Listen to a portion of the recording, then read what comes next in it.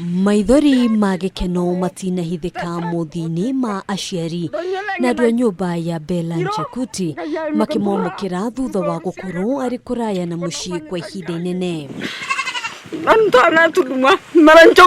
Nchekuti aciarirwo ari na wathe wa kuona na wa kimeciria na ari wa ukuru wa miaka 4 ndagiahotire kwaria kana gwitwara.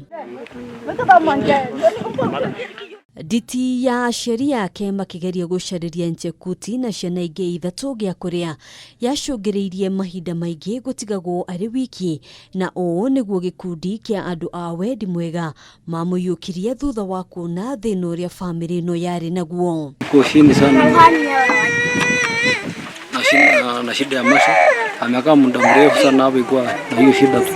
Umuthi Nchekuti agicoka moko-ini ma aciari yake ari na uhoti wa kuona, kwaria na gwitwara. Sasa hivi ameweza kuona, tumefanya physiotherapy, tumefanya speech therapy, anatembea, anaona, anazungumza. Sasa ni mtoto ambaye ako sawa kama wengine. Jacinta Silkan ni murugamiriri munene wa gikundi gia Sangida kuria Nchekuti akoretwo akirigitwo na gutangikirwo kwa ihinda ria miaka 4. Shirika letu huwa tunasema kila mtoto anahitaji kuwa katika familia yake.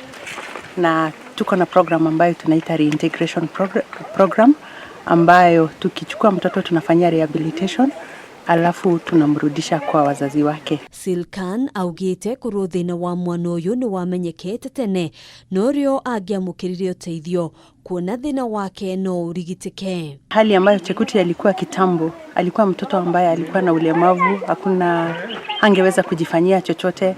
Pia community ambayo